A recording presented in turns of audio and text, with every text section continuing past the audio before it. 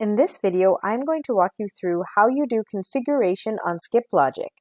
Skip logic are conditions that can be made on specific forms and fields where you can skip specific forms or fields based on a response in another question. In this example, I already know that I want to skip a specific question in the interview details form. So if I go into the form itself and then go into the list of the fields, I'm going to find the field that I know I want to skip.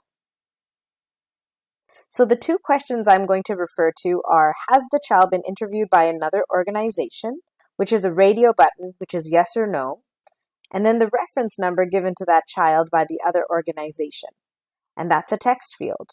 I only want this field to be visible if the child has been interviewed by another organization.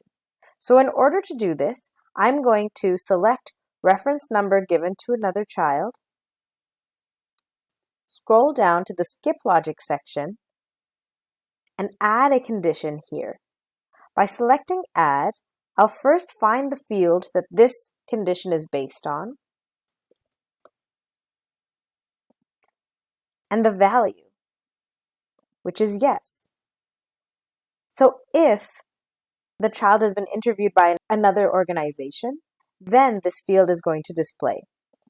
Once I select add and update, and I click save, I can now refresh my screen and validate that I've made, in fact, the correct configuration.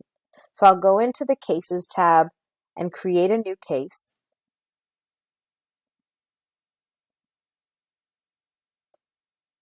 Now when I go into the Interview Details form, if I scroll down and I find, has the child been interviewed by another organization, and I click yes, only then will the reference number be showing. If I select no, then that question will not show.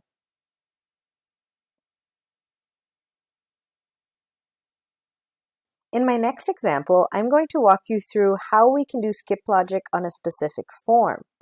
What that means is a form will only be visible if a question is answered yes or no or has another condition. So for example, there is a form called Child Under 5. Once I open the Child Under 5 form, on the Settings tab, you're going to scroll all the way down, and under Visibility, you're going to see a checkbox that says Skip Logic. Here, you can now add a condition for the whole form itself. So in this case, my condition is if the age is under a specific age, which is 5,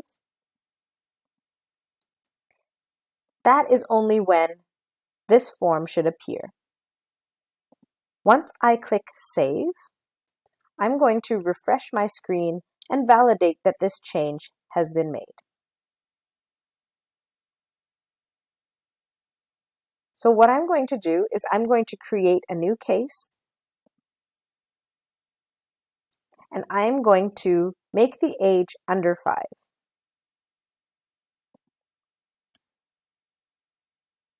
Then, under the assessment section, I should see the child under 5.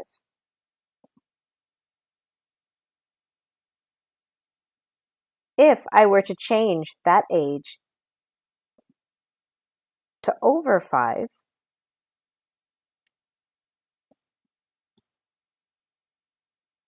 then when I go into the assessment section, you'll no longer see the child under 5 form.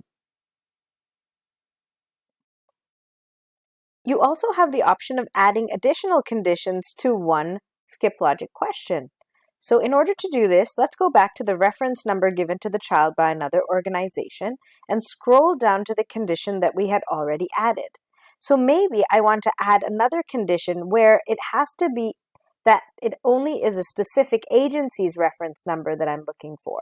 So if I want to add another condition, and in this condition I want to have the interview agency and have a specific value, then only if agency 1 is selected, in addition to the fact that the child was interviewed by another organization, and then I select update, this will now only be viewable when agency 1 is selected, as well as yes is selected where the child has been interviewed by another organization. You can only remove conditions in the order that they were added. So you can see I can click on the delete icon here, but I'm not able to click on the trash can in the first row. You can add up to 4 different conditions in total, and these can be and or conditions on these fields or forms.